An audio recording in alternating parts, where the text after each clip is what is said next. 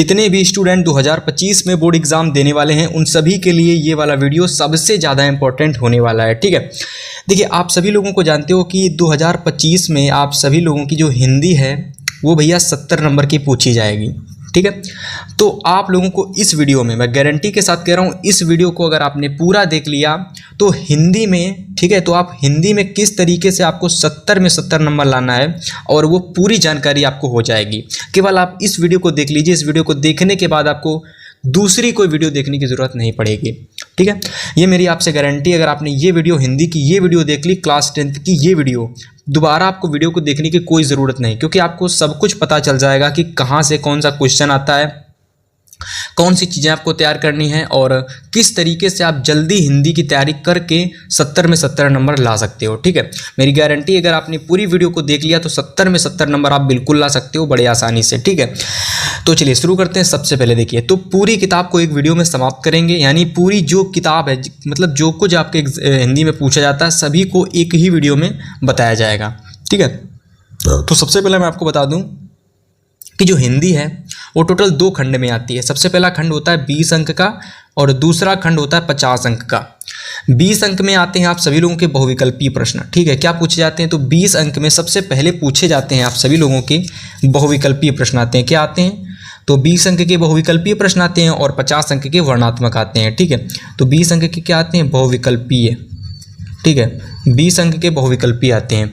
और अगर हम बात करें यहाँ पर 50, तो 50 अंक के आपके आते हैं वर्णात्मक। क्या आते हैं, वर्णात्मक आते हैं।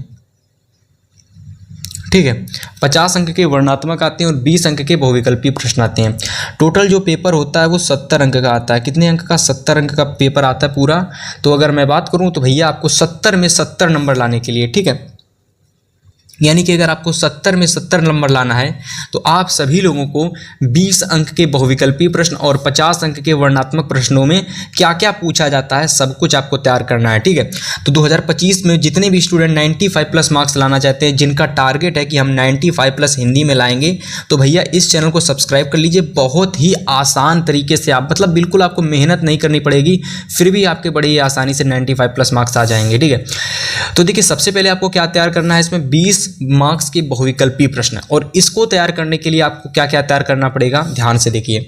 तो देखिए 20 अंक के बहुविकल्पीय प्रश्नों को तैयार करने के लिए आपको क्या क्या तैयार करना पड़ेगा, तो सबसे पहले आपको यहाँ तैयार करना पड़ेगा जो है हिंदी गद्य के विकास का संक्षिप्त परिचय। और यहाँ से आपके एग्जाम में 5 मार्क्स का क्वेश्चन आएगा। ठीक है, 5 मार्क्स का क्वेश्चन आएगा। कौन कौन टॉपिकों से और कहाँ कहाँ से आएगा, तो सबसे पहले शुक्ल, जो आपका जो शुक्ल युग है, ठीक है, जो आप लोगों का शुक्ल युग है उसको तैयार कर लीजिए, है ना। शुक्ल युग के जितने भी प्रश्न हैं सभी को तैयार कर लीजिए, और साथ में शुक्लोत्तर युग के जो इंपॉर्टेंट क्वेश्चन हैं उनको तैयार कर लीजिए। 5 नंबर आपके यहाँ से फिक्स हो जाएंगे। और अब आप कहेंगे कि शुक्ल युग और शुक्लोत्तर युग के इंपॉर्टेंट क्वेश्चन हमें कहाँ से मिलेंगे, तो आपको घबराना नहीं है, आपको हमारे चैनल को जल्दी से सब्सक्राइब कर लेना है। ठीक है, तुरंत सब्सक्राइब कर लीजिए।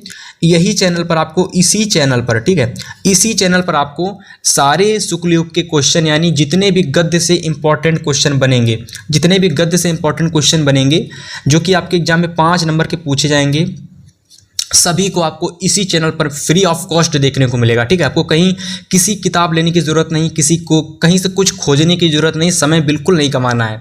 ठीक है, बस चैनल को सब्सक्राइब कर लीजिए। सारे क्वेश्चन मैं आपको ढूंढ करके इंपॉर्टेंट क्वेश्चन मैं आपको दूंगा। ठीक है, तो भैया आपको 5 नंबर सबसे पहले गद्य से पक्का करना है, जो कि शुक्ल युग तथा शुक्लोत्तर युग से आएगा क्वेश्चन। ठीक है, इसके बाद 5 नंबर और आते हैं बहुविकल्पीय प्रश्नों के, जो कि पद से आते हैं। कहाँ से, पद से।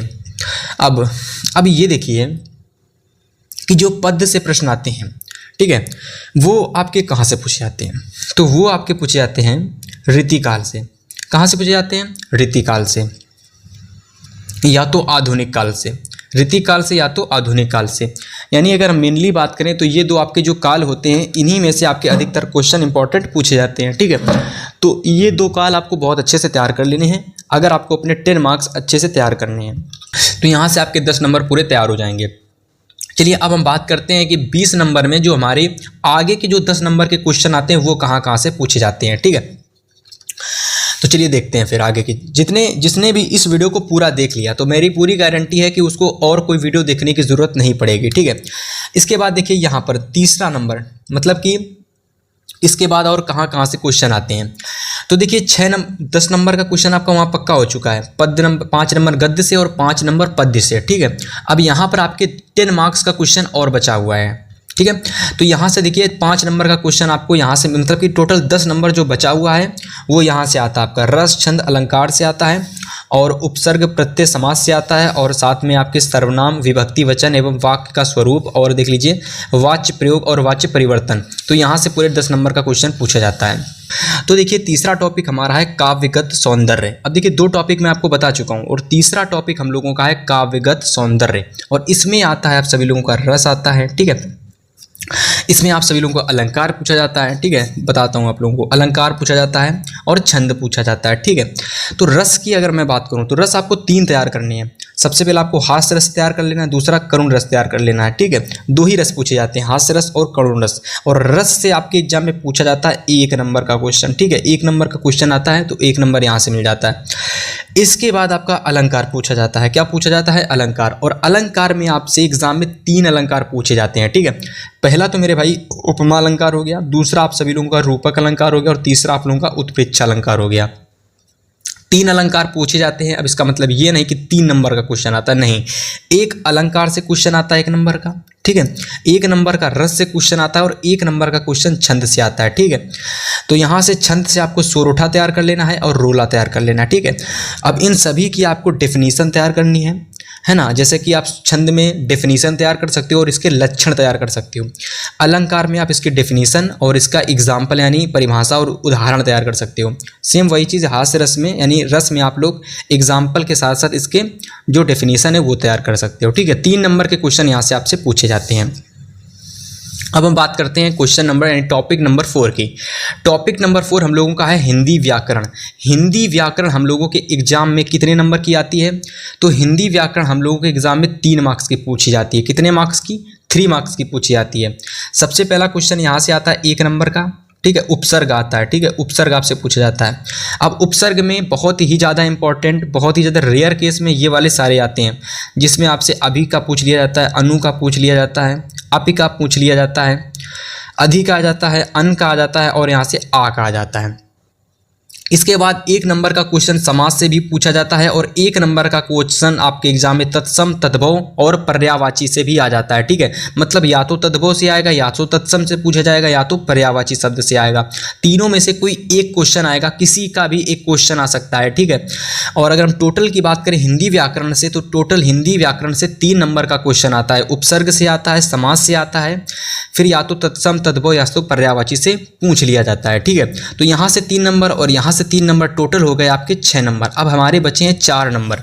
तो देखिए 4 नंबर जो बचे हैं बहुविकल्पी प्रश्नों में, उसमें से 5वां टॉपिक हम लोगों का ये है। और ये 5वां जो हमारा टॉपिक है, इसमें अगर आप देखोगे तो आपका लिखा हुआ है संस्कृत व्याकरण। क्या लिखा हुआ है? संस्कृत व्याकरण। अब संस्कृत व्याकरण ये थोड़ा सा आप लोगों को यहाँ पर सर्वनाम तैयार करना पड़ेगा। 1 नंबर का क्वेश्चन सर्वनाम से आता है, और 1 नंबर का क्वेश्चन आपको विभक्ति एवं वचन से आता है, ठीक है। तो अगर हम बात करें तो संस्कृत व्याकरण में आपको सर्वनाम तैयार करना पड़ेगा और विभक्ति एवं वचन तैयार करना पड़ेगा। विभक्ति एवं वचन आप लोग यहाँ पर इसके तैयार कर सकते हो। तो सबसे पहले आप लोग विभक्ति वचन तैयार करोगे तद के, और दूसरा आप लोगों का युष्मद के, ठीक है। अब सभी लोगों को एक साथ मैं एक चीज़ बता देता हूँ कि हमारे चैनल पर आप सभी लोगों को, हमारे इसी चैनल पर आप सभी लोगों को F2 क्लासेस चैनल पर आपको 2025 बोर्ड एग्जाम में, 2025 बोर्ड एग्जाम में सभी सब्जेक्ट में कम से कम 70 में कम से कम 68 या 69 नंबर लाने के लिए आप सभी लोगों को 2025 का पेपर हल कराया जा रहा है कि 2025 में कौन कौन सा पेपर आएगा। तो जिन लोगों को 2025 का पेपर, ठीक है, 2025 का पेपर प्लस इसका सॉल्यूशन चाहिए, तो चैनल को तुरंत सब्सक्राइब करके बिल नोटिफिकेशन को ऑन कर लो। इस पर आपको पेपर प्लस सॉल्यूशन इस चैनल पर देखने को मिलेगा, ठीक है। चलिए अब हम बात करते हैं टॉपिक नंबर 6 की। तो टॉपिक नंबर 6 हम लोगों का है, आगे हम लोगों का नेक्स्ट टॉपिक जो कि है टॉपिक नंबर 6। तो बात करते हैं टॉपिक नंबर 6 की। 6 नंबर टॉपिक है वाक्य का स्वरूप, यानी वाक्य का स्वरूप किस तरीके से। देखिए यहाँ से जो प्रश्न पूछा जाता है वो भी 1 नंबर का क्वेश्चन आता है, ठीक है। तो ज़्यादा आपको घबराने की जरूरत नहीं है। 1 नंबर का क्वेश्चन यहाँ से आता है, और 1 नंबर का क्वेश्चन आता है वाच्य प्रयोग और वाच्य परिवर्तन से। तो एक नंबर का क्वेश्चन यहाँ से हो गया, यानी एक नंबर ये, और टोटल अगर आप देखोगे तो 2 नंबर ये हो गया, 2 नंबर ये हो गया, 4 नंबर आपका बचा था ना, तो 4 नंबर आपका यहाँ से आ जाता है। तो टोटल यहाँ से अगर आप देखोगे तो 20 नंबर का बहुविकल्पीय प्रश्न जो है यहाँ से आपका बन जाता है। 20 नंबर का बहुविकल्पीय यानी MCQ क्वेश्चन यहाँ से आपका पूछा जाता है। ठीक है, जितने लोगों को चैनल पर नए आए हों, चैनल पर कुछ समझ में चीज़ें नहीं आ रही हैं, तो आप कमेंट कर दोगे, वो चीज़ों पर वीडियो आपकी बना दी जाएगी। तो 20 बहुविकल्पी प्रश्न आते हैं, तो मैंने आपको बता दिए कहाँ कहाँ से पूछे जाते हैं। ठीक है, इसमें आप लोगों का एक शब्द और रह जाता है। ठीक है, एक शब्द और रह जाता है, पद परिचय विकारी एवं अविकारी शब्द। ठीक है, मतलब विकारी एवं अविकारी शब्द है। इसमें से एक प्रश्न 1 नंबर का क्वेश्चन और आता है। ठीक है, अब आप ये कहेंगे कि 1 नंबर का क्वेश्चन अगर यहाँ से आता तो 21 नंबर का क्वेश्चन एग्जाम में पूछा जाता है, ऐसा नहीं है। तो यहाँ पर मैं आपको बता दूं कि संस्कृत व्याकरण से केवल 1 नंबर का क्वेश्चन आता है, वह या तो वो सर्वनाम से आ सकता है या तो वह विभक्ति एवं वचन से आ सकता है। ठीक है, तो आप इस बात को याद रखना कि संस्कृत व्याकरण में से सर्वनाम में से क्वेश्चन आएगा या तो विभक्ति एवं वचन से क्वेश्चन आएगा। ठीक है, तो आपको इसको देख लेना है। ठीक है, चलिए अब हम बात करते हैं कि लास्ट में हम लोगों का विकारी और अविकारी शब्द से एक प्रश्न आता है, तो 20 नंबर का क्वेश्चन यहाँ से आपका बन जाता है। अब हम बात करते हैं कि 50 नंबर का जो वर्णात्मक प्रश्न आता है वो कहाँ कहाँ से पूछा जाता है। ठीक है, तो चलिए सबसे पहले मैं आपको बता देता हूँ कि सबसे पहला जो प्रश्न आता है वर्णात्मक प्रश्नों में, वो आता है आप लोगों का 6 मार्क्स का क्वेश्चन। सभी लोगों को पता होगा 6 मार्क्स का क्वेश्चन आता है, जो कि होता है गद्यांश पर आधारित। एक गद्यांश दिया रहता है और उस पर आधारित 3 प्रश्न पूछे जाते हैं जिनको आपको करना होता है। देखिए यहाँ से आप लोगों का 50 नंबर का क्वेश्चन पूछा जाता है। जितने भी स्टूडेंट देख रहे हैं, अब देखिए यहाँ से आपका 50 मार्क्स का जो प्रश्न पूछा जाता है वो आता है वर्णात्मक प्रश्नों में। सभी स्टूडेंट एक साथ देख लीजिए। अब देखिए यहाँ से ही आप लोगों को क्या करना, तैयारी करनी है। मेन तैयारी आपको यहीं से करनी है। 20 नंबर के बहुविकल्पीय प्रश्न तो आप कहीं इधर उधर से देख के हल कर सकते हो। ठीक है, लेकिन जो असली तैयारी होती है, असली तैयारी आपको जो करनी है इन 50 नंबरों में करनी है। ठीक है मेरे भाई, सबसे पहला प्रश्न आपको ये आता है एग्जाम में, जो कि पूछा जाता है आपसे कि गद्य में, यानी कि गद्य हेतु निर्धारित पाठ्य वस्तु से गद्यांश पर आधारित प्रश्न, यानी सिंपल भाषा में कहूँ तो गद्यांश पूछा जाता है। ठीक है, एक गद्यांश दिया रहता होता है और जिसको हल करने पर आपको 6 नंबर मिलते हैं। ठीक है, गद्यांश में टोटल 3 क्वेश्चन पूछे जाते हैं, तीनों को कर लोगे तो 6 नंबर आपको मिल जाएंगे। ठीक है, अब देखिए कौन कौन से आपको गद्यांश तैयार करने हैं वो मैं आपको बताऊंगा। ठीक है, आपको टेंशन नहीं लेनी। सबसे पहले आपको ये समझ लेना है कि क्या क्या एग्जाम में आता है, जिससे कि भाई हम 70 में 70 नंबर पूरे के पूरे ला सकते हैं। तो ऐसी कौन सी चीज़ हमको तैयार करनी है जिसमें हमें 70 में 70 नंबर मिल सकते हैं। तो सबसे पहले मैंने आपको 20 के 20 क्वेश्चन बताया कि कहाँ कहाँ से पूछे जाते हैं। अब मैं आपको बारीकी से बता रहा हूँ कि 50 नंबर का जो वर्णात्मक आता है वो कहाँ कहाँ से आता है। ठीक है, समझ में आ गया। पहला वर्णात्मक आता है जिसमें गद्यांश पूछा जाता है। ठीक है, इसको तैयार करोगे मेरे भाई। ठीक है, सेकंड क्वेश्चन आता है पद्यांश का। सेकंड क्वेश्चन किसका आता है, पद्यांश का आता है। अब ये जो हमारा पद्यांश है ये 6 नंबर का पूछा जाता है। कितने नंबर का, 6 नंबर का आता है। अब जिस तरीके से गद्यांश होता है उसी तरीके से पद्यांश होता है। इसमें भी 3 प्रश्न पूछे जाते हैं और उसमें भी 3 प्रश्न पूछे जाते हैं। ठीक है, इसके बाद देखिए यहाँ से थोड़ी सी प्रक्रिया चेंज होती है और यहाँ से आपका थोड़ा सा मांजरा चेंज होता है और यहाँ पर पूछा जाता है संस्कृत का गद्यांश। अब देखिए संस्कृत का जो गद्यांश होता है वो 5 नंबर का पूछा जाता है। अब ये 5 नंबर का इसलिए पूछा जाता है क्योंकि यहाँ पर देखिए 3 नंबर का आप सभी लोगों को हिंदी अनुवाद करना पड़ता है और 2 नंबर का संदर्भ करना पड़ता है, तो इसीलिए ये 5 नंबर का पूछा जाता है। उसी तरीके से संस्कृत का जो गद्यांश आता है उसी तरीके से संस्कृत का पद्यांश आता है, और पद्यांश जो होता है वो भी आप सभी लोगों को 5 मार्क्स का ही पूछा जाता है। 3 नंबर का क्वेश्चन आता है अनुवाद का और 2 नंबर का क्वेश्चन आता है संदर्भ का। ठीक है, तो इस तरीके से ये देखिए 4 टॉपिक आपके कंप्लीट हो चुके हैं। आप सभी लोगों को मैंने बताया कि आपके मैं 70 में 70 हिंदी में पक्का करा दूंगा अगर आपने इस पूरी की पूरी वीडियो को देख लिया। उम्मीद है अगर आपने ये पूरी वीडियो देखी तो आप लोगों को इतना तो पता चल ही जाएगा कि भाई 70 में 70 नंबर आखिर आता कहाँ से है, आखिर ऐसी कौन सी चीज़ें हैं जो हमको तैयार करनी है जिससे कि हमारा 70 में 70 नंबर बनता है। तो इसीलिए मैंने बताया कि इस वीडियो को देखने के बाद सभी स्टूडेंट के 70 में 70 नंबर आ जाएंगे। ठीक है, बस तैयारी आपको करनी पड़ेगी। अब तैयारी के लिए आप चैनल को सब्सक्राइब कर सकते हो। सब कुछ आपको फ्री ऑफ कॉस्ट, कहीं से कुछ ढूंढना नहीं पड़ेगा, सब कुछ आपको यहीं पर मिलेगा। बस चैनल को सब्सक्राइब करके आपको रखना है। ठीक है, तो देखिए यहाँ से हमारे टॉपिक शुरू होते हैं। जैसे टॉपिक आपका नंबर 5 है, तो 5 नंबर टॉपिक में आपसे पूछा गया है कि निर्धारित खंड काव्य में कथानक चरित्र चित्रण एवं आधारित प्रश्न, मतलब या तो चरित्र चित्रण पूछा जाएगा किसी भी खंड काव्य का, ठीक है, या तो उससे आधारित प्रश्न पूछ लिया जाता है। अब ये प्रश्न आपके एग्जाम में पूछा जाता है 3 नंबर का, ठीक है, ये एग्जाम में आपके 3 नंबर का क्वेश्चन आता है। कितने नंबर का? 3 नंबर का। इसको तैयार कर लोगे, ठीक है मेरे भाई। इसके बाद देखिए छठा नंबर टॉपिक हम लोगों का है, का नंबर टॉपिक है छठे का का नंबर कि निर्धारित गद्य खंड के पाठ्य वस्तु से संबंधित लेखकों का जीवन परिचय एवं उनकी प्रमुख रचनाएं लिखिए। तो मेरे भाई आपको इस क्वेश्चन को करने के लिए टोटल 5 नंबर मिलते हैं, और ये 5 नंबर आपके आते कहाँ से हैं? जब आप जीवन परिचय लिख दोगे 3 नंबर उसका मिल जाएगा, और प्लस 2 नंबर जब इनकी रचना लिख दोगे, वो भी कितनी रचना, कम से कम 3 से 4 रचना, तो आपको 5 नंबर मिल जाएगा, ठीक है। तो ये 5 नंबर यहाँ से आपका पूछा जाता है। तो कौन कौन से जीवन परिचय आपको तैयार करने हैं वो भी देख लो, कौन कौन से जीवन परिचय आपको तैयार करने हैं वो भी देख लो। तो आचार्य रामचंद्र शुक्ल जी का तैयार कर लोगे, जयशंकर प्रसाद का तैयार कर लोगे, और डॉक्टर भगवत शरण उपाध्याय का तैयार कर लोगे। तो ये 3 मोस्ट इंपॉर्टेंट जीवन परिचय हैं। मैं गारंटी के साथ कह रहा हूँ, अगर तीनों में से तीनों तैयार कर लिए तो आपके परीक्षा में इससे बाहर कोई नहीं आएगा, मतलब कि आएगा लेकिन आप में से इन तीनों में से जरूर आपके एग्जाम में एक ना एक फंसेगा, ठीक है।